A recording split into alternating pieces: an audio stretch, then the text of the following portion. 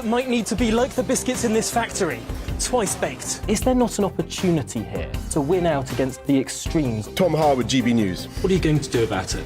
Things should have been done differently, and they certainly are being done differently. Don't miss it. The Briefing with me, Tom Harwood, 9:30 Monday to Friday on GB News. Where would you like to go? Just take me to the studio, please, mate. You know where you're going. I've got a show to do. Friday Night Feast on GB News, 7 p.m. And it's like nothing you've ever seen before. We take a different angle on the week's biggest news stories. The viewers and listeners set me some absolutely mad challenges to do. We tried to rehome a rescue dog. And yes, there's some other wacky stuff in there as well. I feel like I could take on the world. Well, that's that. Friday Night Feast with me, Patrick Christie's, every Friday, 7 till 9 p.m. on GB News. Be there.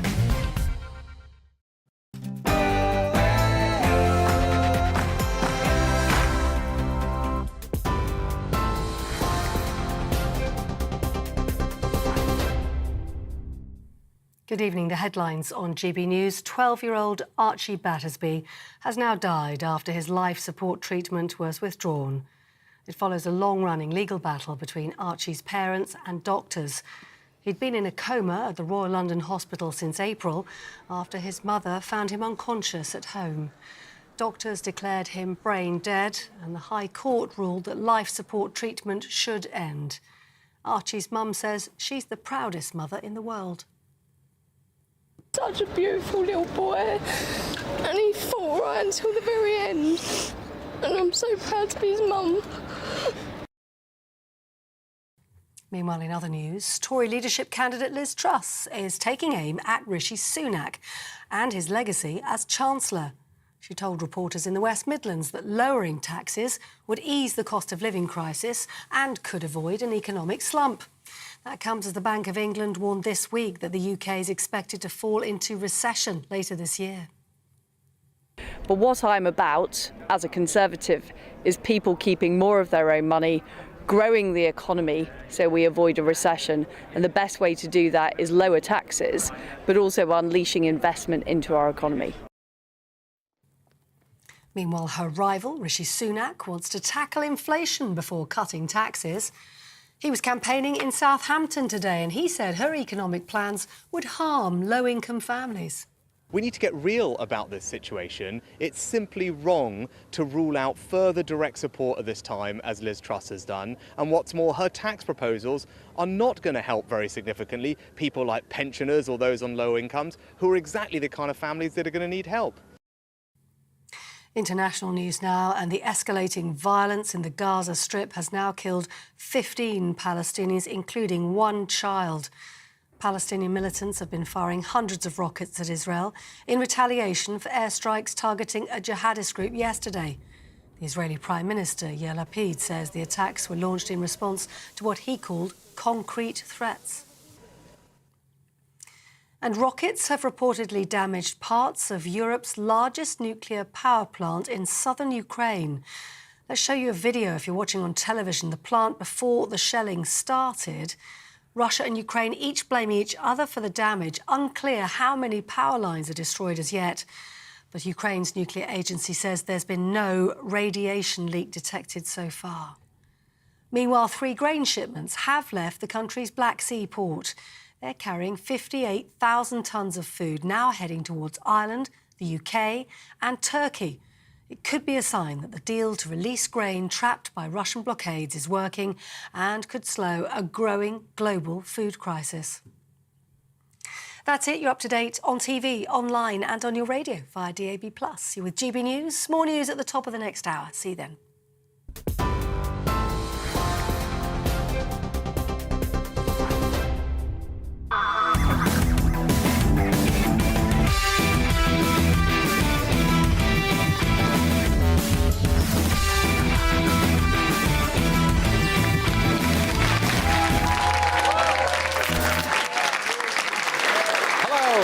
Welcome to Ministry of Offence, the show that's a bit like the relationship between Nicola Sturgeon and Liz Truss. You can try to ignore it, but eventually that whiny Scottish voice is going to get to you. I'm your host, Stephen Allen, and I'm going to start with a quick recap of the news you might have missed. England won the Women's Euros. I reckon we've got about a month to enjoy it before 3 lions on a shirt becomes a grim headline about the remains of a migrant deported to Rwanda. Boris hasn't offered them a visit to number 10, which is probably for the best, otherwise they'd have to tuck their trousers into their socks. The last thing this team needs now is to lose any players to maternity leave. There's now a hosepipe ban in Hampshire and the Isle of Wight. I hate hosepipe bans, as it means I can't wear my Speedos in the garden. Ladies. Yes, the nation is nearing a drought, with parts of the southeast already drier than Carrie's foof now that Boris Johnson is no longer PM. China surrounded Taiwan in a military exercise this week. Conflicts in the Far East have become tough for comedians to cover due to the complex power dynamics in the region and because we can't do the accents anymore. I know I may be going against the consensus a little here, but if it does all kick off, why don't we back China? Hear me out. Just think of the message it would send to Scotland about going for independence. Ayman al-Zawahiri, co-founder of Al-Qaeda, a man who stepped into Osama bin Laden's sandals, has been killed by a US drone strike this week. His remains are to be scattered. Sorry, his remains have already been scattered. All over the bedspread, to be precise. Al-Zawahiri was killed in a safe house, or as it's known now, a house. How was he tracked down? Experts believe he may have given away his location when he finally tried to cash in those 9/11 guys' air miles. And that's your weekly roundup. Time to get on with the show.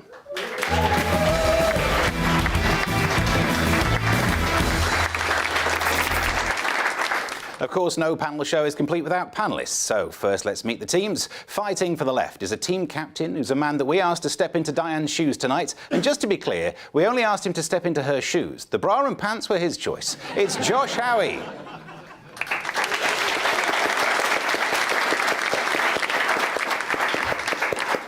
And his teammate is a comedian who was once a magician. Yes, 20 years ago, he sawed a woman in half. It was actually what gave him the idea to become a magician. It's Kerry Marks.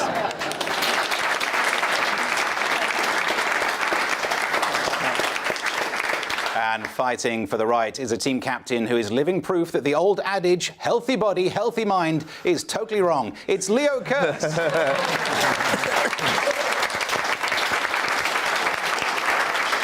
And Leo is joined by a comedian who once took part in celebrity skiing reality show The Jump. So luckily, he's used to not knowing whether something's going to land or not. It's Mark Dolan.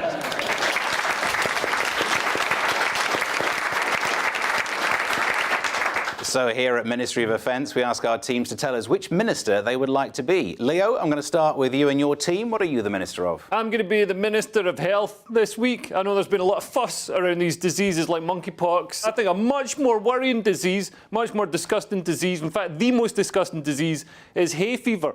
And we need to wipe it out. Do you know what hay fever is caused by? It's caused by pollen. Do you know what pollen is? It's plant semen. Basically, every summer, the little flowers come out, the little plant come out in the middle of the flowers, and they this like dry dust. It's like you know what I mean, like Mick Jagger's, and it goes into the air. All this like mingles together. It's like Dumfries swimming pool, and goes in your eyes, goes in my eyes, goes in little kids' eyes. We're all getting bukkakied by plants, and there's nothing we can do about it. It's absolutely filthy, absolutely filthy. And yet, like for some reason, you know, if I try and turn the tables when I go down to the park and try and masturbate on a daffodil just to see how it likes it, all of a sudden I'm the bad guy. And Mark, what are you going to be the minister of? I'll be Minister of Gary Lineker, and I'm there to defend his reputation as being woke, even though he makes lewd jokes about women's footballers' bras, even though he's going to be presenting World Cup shows from stadia built by slaves, even though he works for an organisation that will jail old ladies for not paying 160 quid. But apart from that, he's a great guy. Actually, genuinely thought you said Gary Glitter. I was like, this is brave. That's a game changer.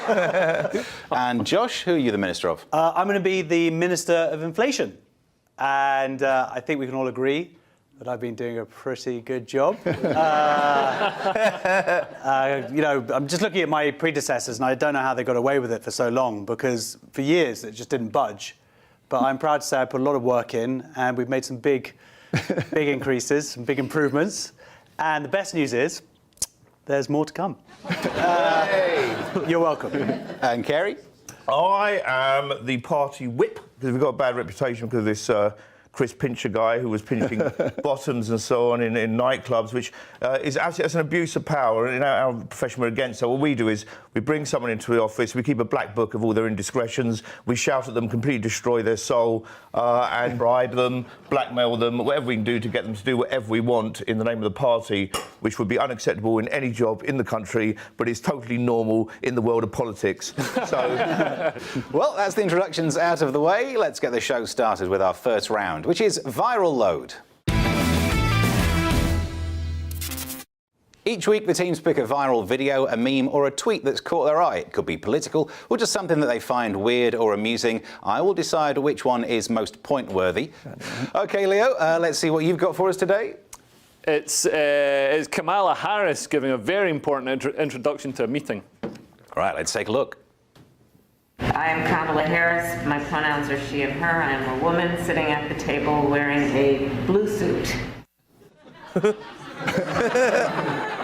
Well, I'm Leo Kearse. My pronouns are massive knobhead, and I'm sitting at a strange plinth wearing a shirt from Primark. So you used to be in a meeting, you just used your name. You said, you know, I'm Leo. You might say what department you're from or whatever. Kamala doesn't need to do that because she's like, everybody knows she's like the vice president, which basically is the president, now that our president is a dead man held up with string. Instead of that, you know, now it's pronouns. You got to say what pronouns you're using, as if like pronouns are only ever used when you're not there. So it's only going to be useful if you leave the meeting. And if it's an important meeting, you should stay in it until it's over. So now you've got to describe what you're wearing, you know, what you look like, what you're sitting at, and it's like, what is the point? Somebody said it's for blind people, but a blind person isn't going to know what the colour blue is. It does have the vibe of some sound tech has just said, can you give me something for levels? And she just randomly says stuff. If I was there and I was meant to describe myself to blind people, I'd just be like, I'm Josh Howie, I'm 28, I've got loads of hair, and I work out often. I like how you'd introduce yourself in a meeting with your Tinder bio. You know what? I never got on Tinder. My wife and I have been together from just before that whole thing happened, just in case she's watching. OK, well, let's move on. Josh and Carey, what have you got for us? We have the future of Christianity. Great, let's take a look.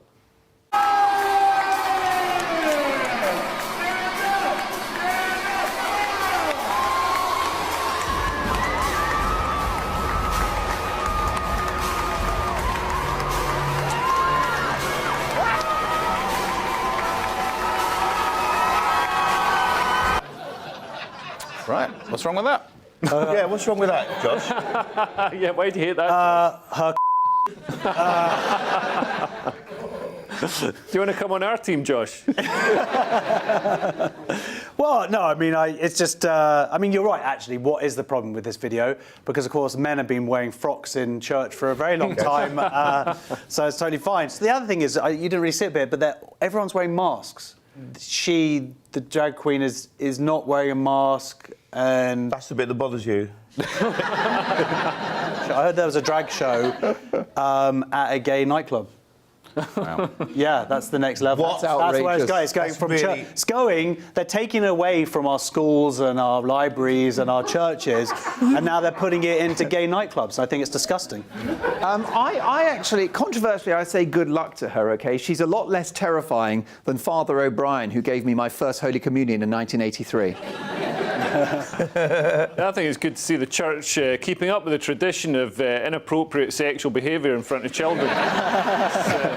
But if there's one institution you'd want to stay a bit of a stick in the mud, you know, a bit fuddy-duddy, surely it's the church. Can I just say, this has made Songs of Praise a lot more entertaining. It's like they've got to show it at like midnight now. It's so raunchy.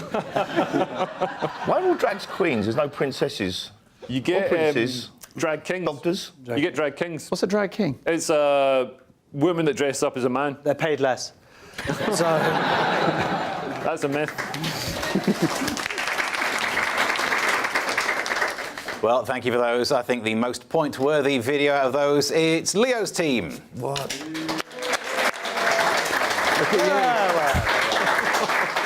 Moving on now, and the next round is clickbait.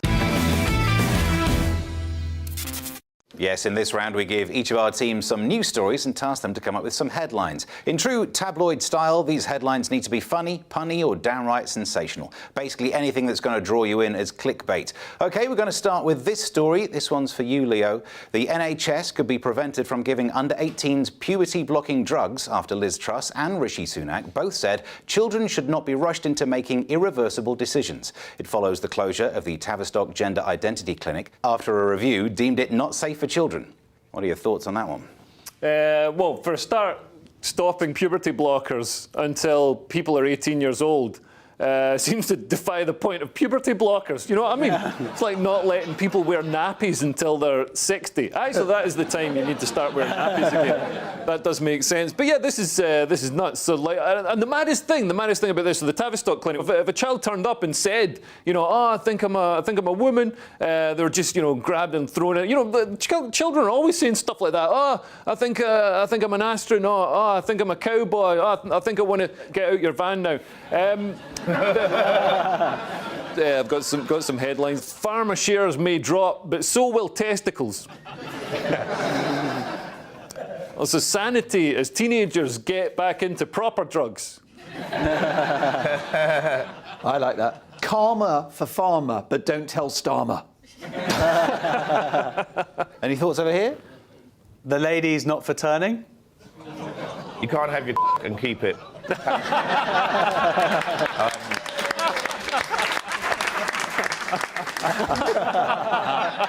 Tav is not. That's actually a Russian poison. No sex, please. We're children. OK, let's move on to the next story. This is for you, Josh. An Australian restaurant, which is famous for being intentionally rude to its customers, has been forced to apologise after going too far. A waiter at Karen's Diner in Brisbane called a father who was dining with his family a pedo and asked if his 14-year-old daughter had an OnlyFans account. Thoughts on that one?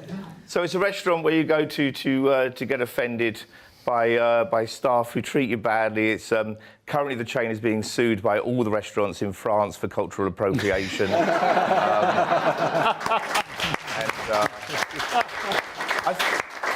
Pedo father of OnlyFans tart does protest too much. I've got Leo Kearse fired from waiter job. Yeah, family offended by getting exactly what they asked for. First of all, she was on her, I believe she was like doing Facebook Live. So that is pretty funny to go, oh, is that you on an OnlyFans account? Secondly, like, they didn't say this, but she was sitting in her dad's lap at 14. That's weird. But she's got to do that to try and get all the hits on OnlyFans. And to give him a... And supposedly, a 7-year-old was called and it's like, maybe he was Yeah. You know. Yeah, what 7-year-old have you ever met that wasn't Yeah, that's a fair point. The waiter also pretended to masturbate over the table, though, so I thought first come, first served would be quite a good headline. Thoughts over here? You've had Pizza Hut. Try Pedo Hut. Yeah, I'd just say restaurant fulfills promise. Well done all. Those were great, but there can only be one winner for that round. And the winner is the red team.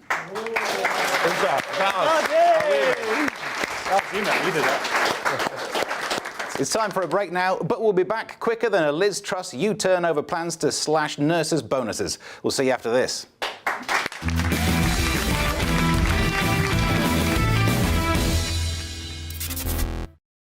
Hello, I'm Michelle Dewberry, and you can join me every weekday 6 till 7 on Jubes and Kerr. Me and my panel will get stuck right into the day's events, and I can tell you, in fact, I can warn you, expect some robust debate, some strong opinions and perspectives from both sides of the fence. It's about you at home as well. I love to read out all of your comments, or at least as many as I can. So join me, Michelle Dewberry, Monday to Friday, 6 till 7 on Jubes and Kerr.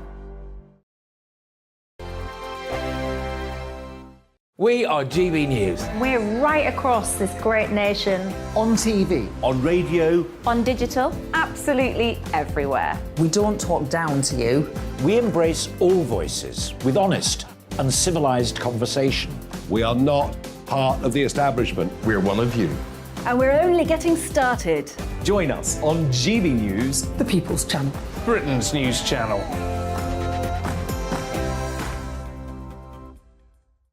Hi there, it's Stephen and Anne. At breakfast from 6 a.m, you'll always be caught up with everything you need to know.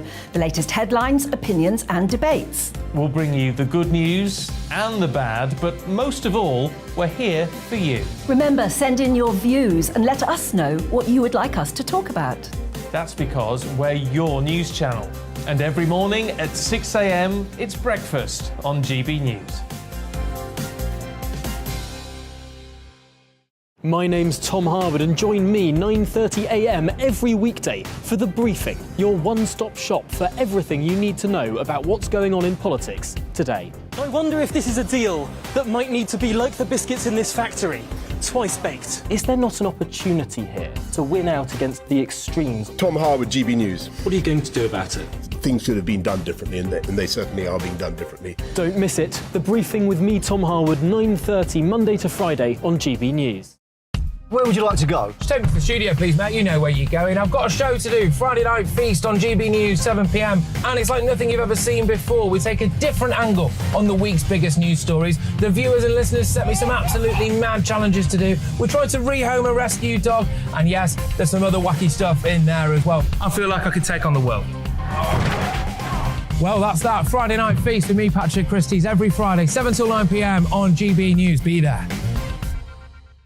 As the race for number 10 intensifies, we are giving you the chance to get to know our next Prime Minister. We've invited the two candidates to meet you, the GB News viewers, and let you put your questions to them. Head directly to gbnews.uk or send me your questions to questions@gbnews.uk. Join Alistair Stewart for the People's Forum with Liz Truss. Wednesday at 5, only on GB News, the People's Channel.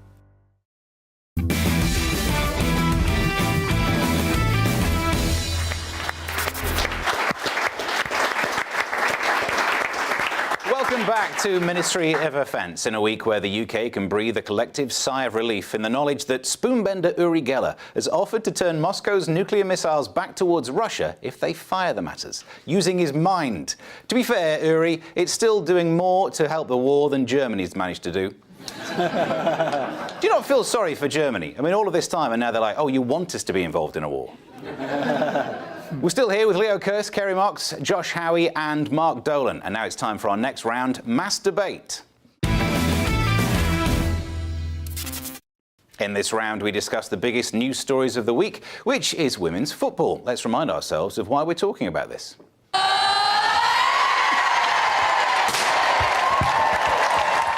Celebrations in the centre of London and indeed across the country today as the women's football team celebrated their historic 2-1 win against Germany last night. It's England's first major football championship win since the 1966 World Cup. A record crowd of 87,000 watching the girls at Wembley and 17.5 million of us tuning in to watch them on TV at home. Josh, I'm going to come to you first. What would you like to say about women's football? Well, I'd like to say it's a wonderful thing. And I am very happy. I mean, I'm not a football fan, but I'm really happy that they've won. And I'm really happy about what it's going to do for women's sport, for football. First of all, the more supporters that get into football, the better, because it weeds out all the people I don't want to speak to. So I'm happy about that. Also, I'm quite excited by the notion of women football hooligans meeting up in pub car parks across the country and having a good old bitch about each other. I think that'd be pretty good. There's also, of course, it's also exciting to know that there are now 11 English women who can explain the offside rule. Joke is, I don't know what the offside is rule either. I think it's good. Also, I actually think that maybe if it gets successful enough, there is the chance that women footballers could actually replace male footballers, which would be great. There'd be less rape. And you're booing rapists. Okay. Also, it'd be quite good. I think now we get to stop singing the Three Lions song, hopefully, because football has technically come home. So if anybody's singing that song, then they're just a dirty sexist. And I hope it kind of takes off because, and I want the money. I think the money, obviously, I think we can all agree that the money should increase to the male sport level. And I just think it would just be a very positive role model for my daughter because I want her to see that women too can also be paid ridiculous amounts of money for doing nothing. Your thoughts, Gary? I absolutely agree with Josh. I think it's a very exciting thing, and obviously a few years from now they'll all be replaced by drag acts. But it's nice for now. And football hasn't actually come home because I don't know much about football myself, but I'll give you a little bit of history here. Is that women were playing football in China thousands of years ago, which was difficult with the tiny feet they had then, and a lot of tripping over. And it was called suchu. Which I'm sure I just pronounced wrongly and probably said something absolutely disgusting. It's pronounced COVID. Football is a women's game. Look at it. It is clearly rugby is as clear as rugby is a gay game. Football is clearly all this. Oh, don't ref! Someone touched me. Someone knocked me over. Help! Oh, ref! Someone touched the ball. This is a game for women, not for men. Women's games: badminton, netball, rounders, mud wrestling, Monopoly, football. Men's games: boxing and British bulldog, and that should be it. Well, Leo and Mark, have you got any questions for them? I think the problem is team spirit, because in women's football, if you make a mistake, they'll never forget whose fault it was. Also, the problem with the referee, they don't like a decision. They don't talk to the referee for like a week. I mean, credit to them. They all turned up in the same outfit and still played. That's good.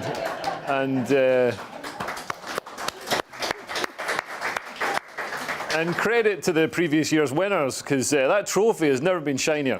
That was really well done. I don't know. I think women's football, everybody was cheering on and saying how amazingly they did, but we've got to remember they were playing women. So it wasn't as difficult. I see women's football, it's sort of like woke comedy. It's like left-wing comedy. You know what I mean? It gets written about a lot in The Guardian, but it's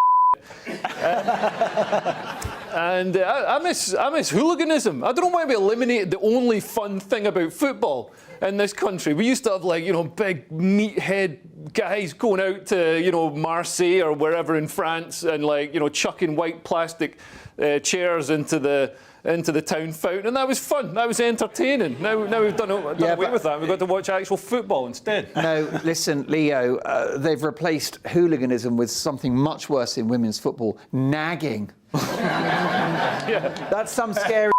Yeah, let me tell you. I thought the women's team, they weren't like the men's players. They do roll around on the floor. The slightest touch, they're rolling around, grabbing their ankles, and then mysteriously, running around again once the yellow card's been awarded. So yeah, it was great to see. I blame Premier League football for our current society's ways of being like, oh, I'm so offended, I'm so hurt. You know what I mean? Everybody's like a Premier League footballer who's had another footballer come within 5 feet of them. I want to see female football hooligans, because they'll make it much more psychological. You know what I mean? They won't smash you over the head with an ashtray or anything, but you won't be able to see your kids. It's much more brutal. I think there should be more trans women in the England football team. Just imagine how well they would have played if more of them had testicles. But is that why you think that they all have to get undressed after the gig? Like you just see behind you, is that like, no, I am a woman? Yeah. Women's football, it does make the idea of an early bath a lot more attractive. I'm just glad we got the pro-women's football side of this argument, because I didn't want to be sitting there doing all the misogyny that I've just been listening to. I mean, I say that I'm absolutely disgusted. If God had wanted women to play football, he would have invented self-ironing clothes. So. For all this seriously, though, as someone with no interest whatsoever in football, well done to the women playing football. Yeah. They're better than Whatever it takes. You know what? Nurses don't get paid enough. They don't? And teachers pay more to teachers. Teachers get paid too much. Teachers get paid too much. So do nurses. Oh my God, that's my taxes. He spent it. It's not even his money. He's like, oh, go on, you have all this. It's not coming from it. Like, man, Right. the sun should cool down a bit. The sun's too hot. Riot breaks out at comedy TV shows. This show is really missing a woman's touch. This is what happens. It's like Lord of the Flies. How about we have a levy? We have a levy on people who think that teachers should get paid more, and that can go to paying teachers more. And we can also have a rule. I don't think teachers do enough work. So how about when they're not teaching kids or babysitting kids? How about when they're not doing that? They're washing my car. Homeschool 3 kids for 2 years, and you'll be very, very happy with teachers. I'm going to homeschool my kids. I think I'm going to send them into... The only reason I'd send my child to state school is if I wasn't happy with its gender and I wanted a boy. That's funny. That's funny. Some of the most insightful football commentary I've ever witnessed. Amazing. Well, you all made some very good points there, but ultimately it's up to me to decide who had the most convincing arguments, and I think the most compelling statements came from Josh's team. So the points go to the Reds. It was definitely us. Now that we've decided on the validity of women's football, you're welcome, ladies, let's move on now to our next round, which is Lie Detector. Our teams are shown some newspaper stories from this week, and they must decide which parts of each story are true and which are false. So it's fingers on buzzers. Can you spot the lie in this first story? Boris Johnson's former aide Cleo Watson says every time she took the Prime Minister's temperature during lockdown, he would immediately demand to be given a lollipop. Watson said she was more like his nanny than a Downing Street Deputy Chief of Staff. What's the lie in there? All right, this is a typical take temperature and tell story. I think it's not just the temperature thing. I think he gets a lolly for everything. You know what I mean? Like, have you finished your vegetables? Yes. Oh, here's your lolly. Have you lied at PMQs? Yes. Here's your lolly. Yeah, that's why he's such a fat.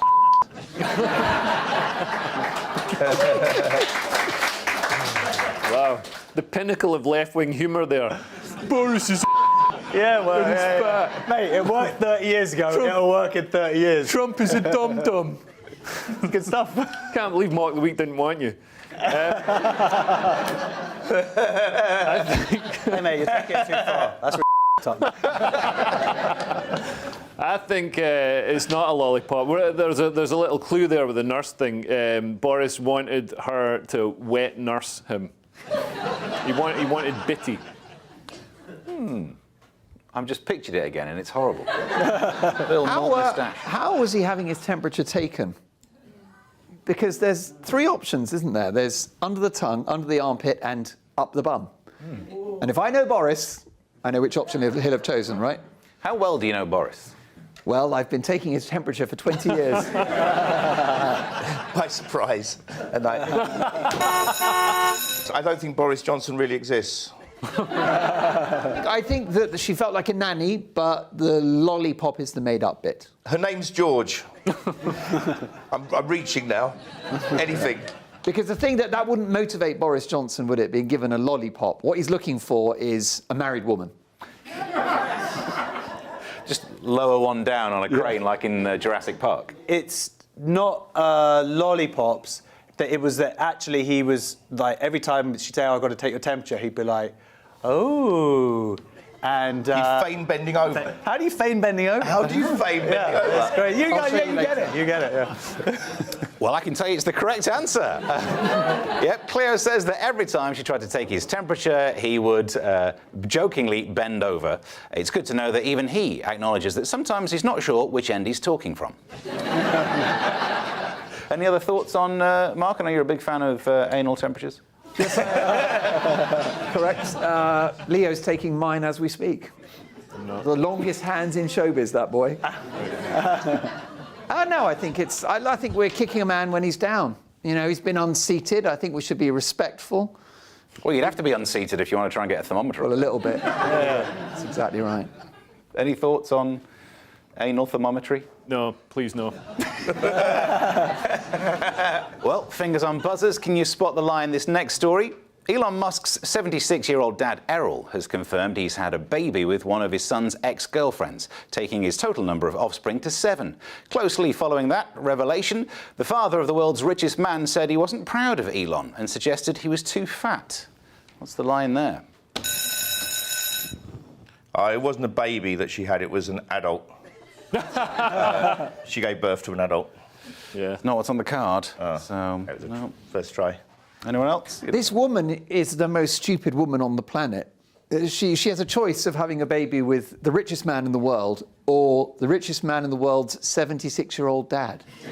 Yeah, but not great, is it? That's not great. I mean, I'm no Darwinist expert. That's not a great choice, is it? But one of them's going to die sooner, and that will gets activated. That's a good point. Yeah. Has he got money as well? Elon Musk's dad. He's got gold mines and stuff, which used to be like the #1 thing for getting money, because gold was money. But now we've got the internet. Do you think there'll ever be a scandal with Elon Musk and they'll call it Elongate?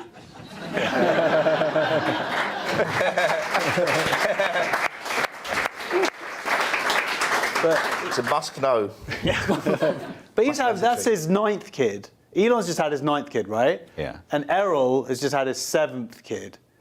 Now, I've got 5 kids, and even I'm going, they're up. The more someone is, the more kids they tend to have. Do you think so? There's a lot of people around the world just talking about how we can make this world a nicer place for everyone, and then is just going, what was that? Sorry, just popping off another kid here. So you've got no kids? I've got no kids, and I think that proves my point. Not through choice. I'm curious. There was a lot of choice, but none of mine. This is the real answer, I think. He had a baby with his stepdaughter, the old Woody Allen method. So this girl he'd raised her since she was a child. It's really kind of creepy. Well, I can tell you that is the correct answer. The real story is that Elon's dad, Errol, has now confirmed that he has 2 children with his stepdaughter, not Elon's ex, making them his step-niece, nephews and half-siblings, otherwise known as the Cornish side of the family. Which is less morally dubious? Your son's ex-girlfriend or your stepdaughter? Probably stepdaughter, Josh. I mean, they're both, properly messed up. Yeah, but he wasn't dating her when she was 7. So But he was raising her since she was 4. 2, I think, even. 2 till... 2? Something, yeah. Oh, well, that's disgusting, then. I thought it was 4. Yeah. I was going, well, OK, then. Good to see that. It's not illegal, but it's not good parenting. I think good example. Agree. It's good to see the left having some moral limits. Do you think, how would you feel about if one of your dad dated an ex? Anyone would care or not? Well, she'd be upset because he's dead. So she. So. Would that be carbon dating, Ben?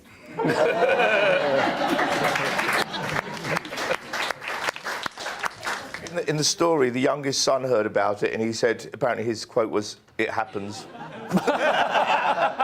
No, the whole point of this story is it doesn't. Yeah. Well done. I can tell you that round was a draw.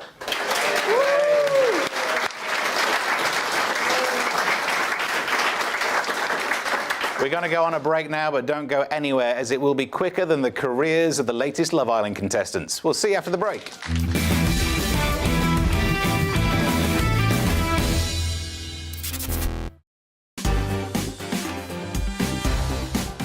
On Mark Dolan tonight in The Big Question, has political correctness killed comedy? What was the last funny show you saw on TV? We'll debate that with a top comedy critic, a US talk show host who says wokeness is killing everything, and comedy legend and British national treasure Christopher Biggins. In my take at 10, the meddling authorities can take their hosepipe ban and stick it where the sun doesn't shine. And in my big opinion, work from home isn't working. It's time to get back to the office and save the British economy. See you at 9.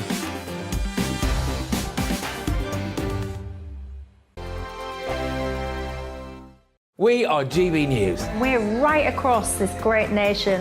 On TV. On radio. On digital. Absolutely everywhere. We don't talk down to you. We embrace all voices with honest and civilised conversation. We are not part of the establishment. We're one of you. And we're only getting started. Join us on GB News, The People's Channel. Britain's news channel.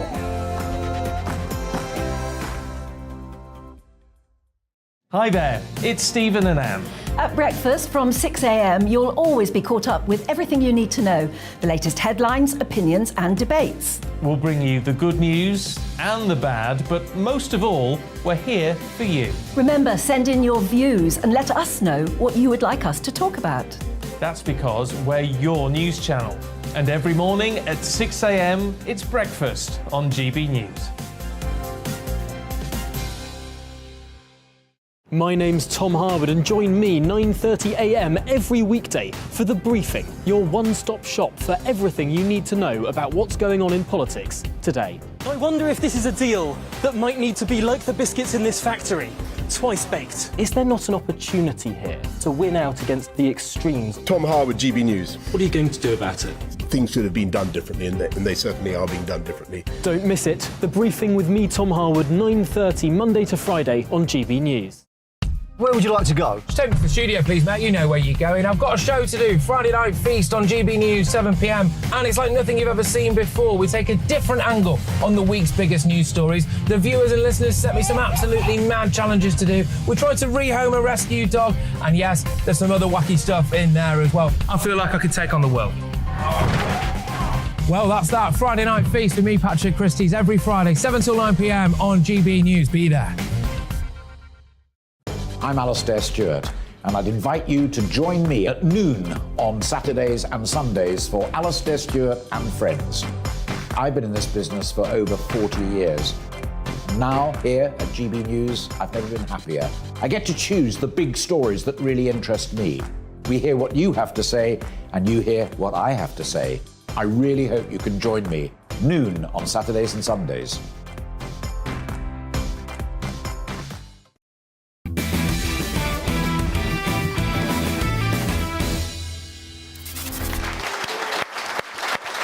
Welcome back to Ministry of Offence in a week where one of the world's biggest soap operas came to an end. The characters were cliches, the storylines unbelievable, and the sex scenes awkward as hell. But don't worry, they'll be back in Parliament after recess.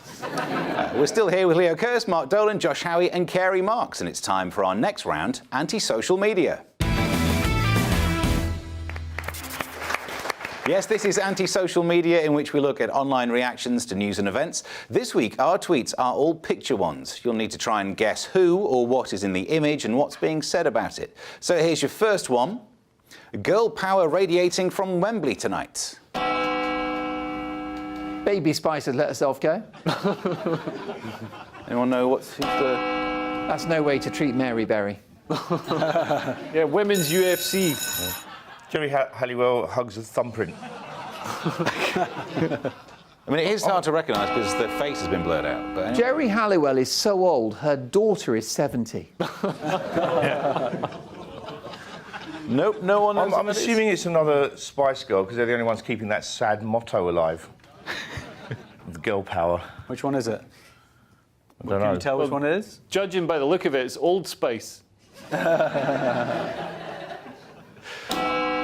Jerry Halliwell is no longer impartial in the Truss versus Sunak leadership race. Hashtag Team Truss. You think that's Liz Truss? Yeah.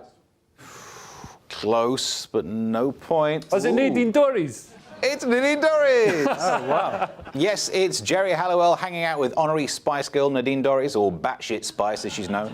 Is this what Nadine Dorries is now resorting to try and get Boris into a threesome with her? By the way, do people know that girl power isn't actually a thing? I mean, like, you can't run a car on it or anything. It doesn't turn a windmill. You're going to get to space with girl power. It's going to solve the current energy problems. Well, you say that. I was filling up the car the other day, and the car in front had one of those signs that said "powered by fairy dust," and she was putting petrol in it. Idiot. She's going to have to pay a call-out fee. Petrol in a fairy dust tank, fairy dust engine. Oh, it clogs up all the carburetors. OK, here's your next one. Blank told me he liked my dog, then he jumped off a cliff. The Sun. Is it Heath Ledger?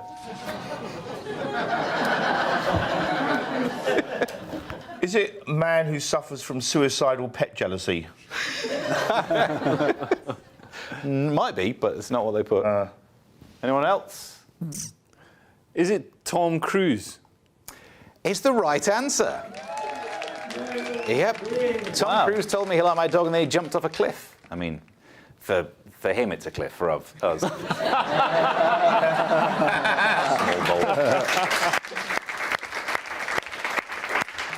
OK, here's your next one. Who's under fire here?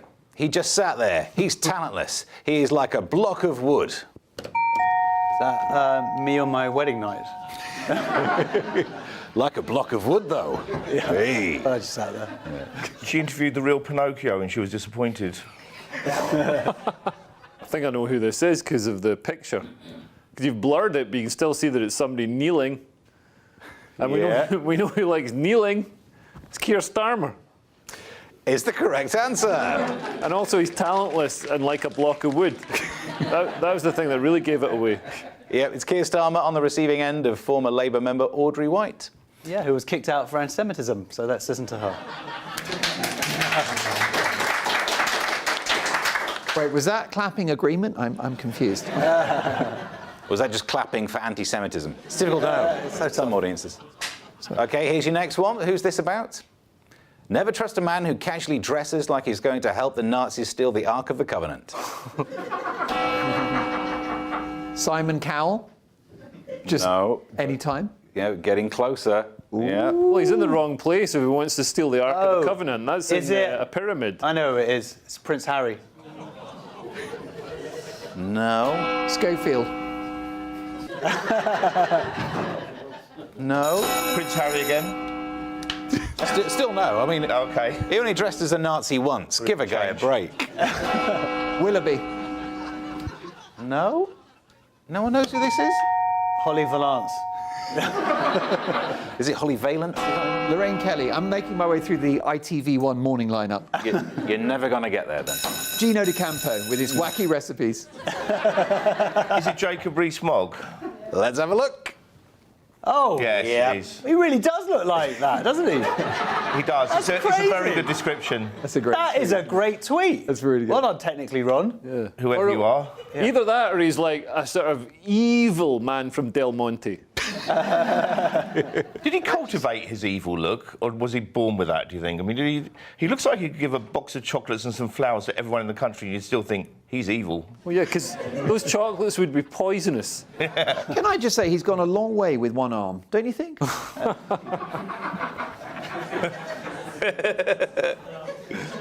OK, well, here's your next one. This photo looks like Blank has released a country album about how tough it is to be rich.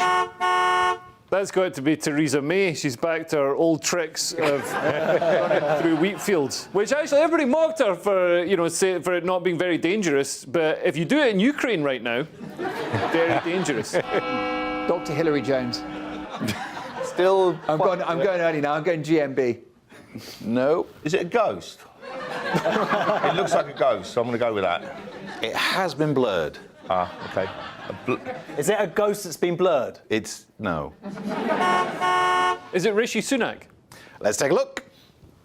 Yep, it's Rishi Sunak. It was a ghost who's been blurred. Does he realise that he's got semen flying around all over his face? And pollen as well. That's what I call a campaign video. Is he? I think he's taken that whole sort of eating out thing literally.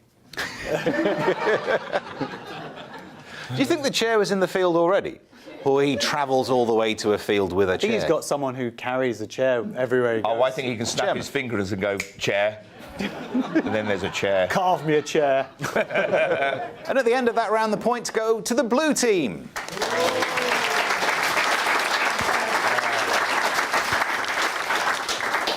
And it's time for the quickfire round.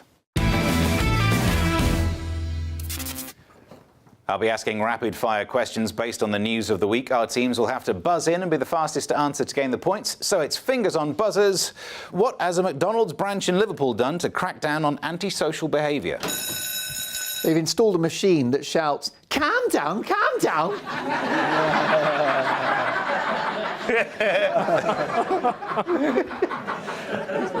The acting was such quality. That's what we like to know. I look forward to my next gig in Liverpool. Yeah. It will be my last. We got a few people from Liverpool in the audience, actually. How do you feel about that? Scared. They're coming this way, actually, towards you.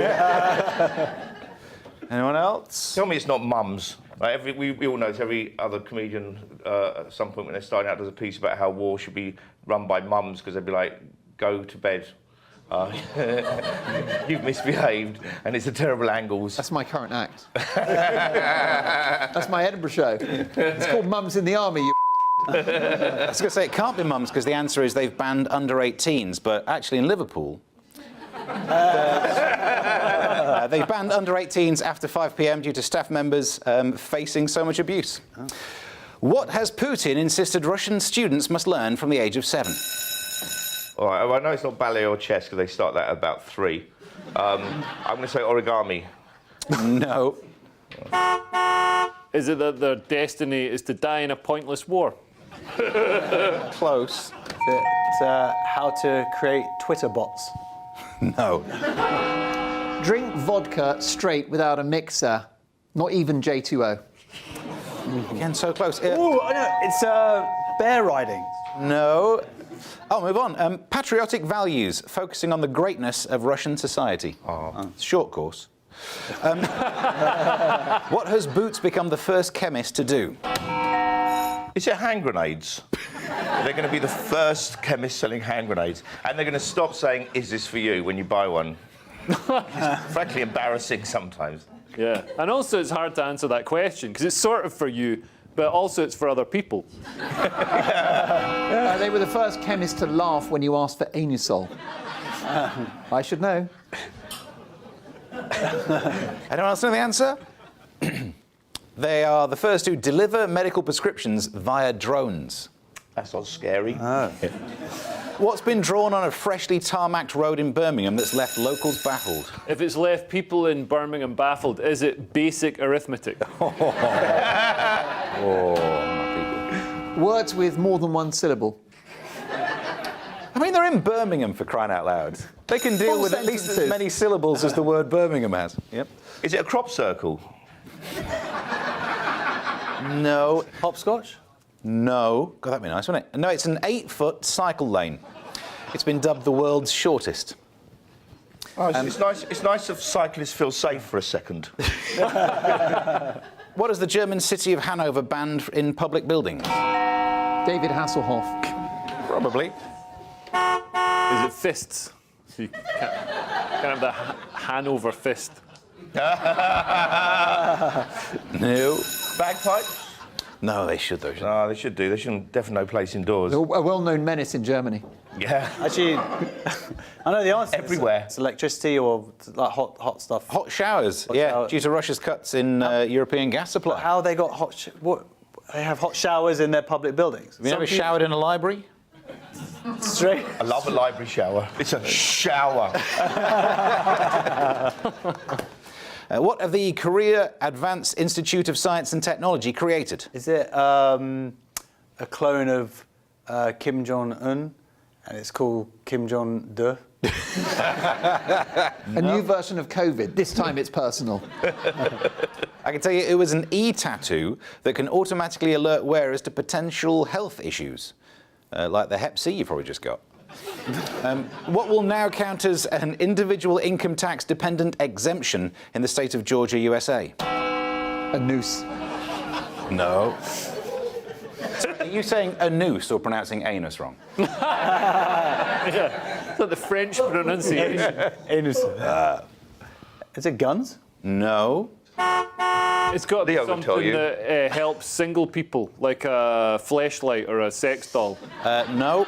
The clue's in the word dependent. It's got to be to do with the abortion laws then. So fetus. A fetus. Wow. And the more. So do you get more money for the more you've got? The answer is yes. You can claim $3,000 for every fetus. All right, I'm going to do this. I'm moving to Georgia. I've got to become a woman. Why are professors at Manchester Metropolitan University putting trigger warnings on certain medieval Christian texts? Because everyone nowadays is a massive baby. Is that your answer to all of the questions? You just first time you actually said it out loud. Yeah, but maybe more detail. May contain scenes of eyes being gouged out. Even worse than that, it's because they contain some pretty graphic miracles. And what have Southend United controversially called one of their football stands? It's the Gilbert and Rose West stand. Is the correct answer. What's wrong with that? Rose West. Gilbert. You can sponsor anything. Gilbert and Sutherland. But we've got a Savile Row. I don't know why we're pressing that. And that is the end of the quickfire round, and the winners are the red team. Hey! Yes. Disgraceful. Stuart and Tara. And that means that sadly we've also reached the end of the show. I can reveal that the overall winners this week are the Reds.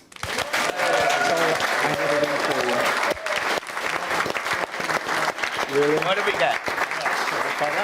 To the winners, your prize is Chloe Kelly's sports bra from the Women's Euros. And to the losers, you won't be going away empty-handed. You get Wayne Rooney's sports bra from the Men's Euros. Thanks to our team captains Leo Kearse and Josh Howie.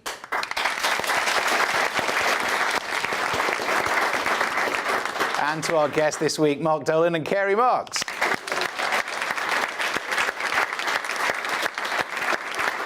I've been your host, Stephen Allen, and we'll be back at the same time next week. See you then.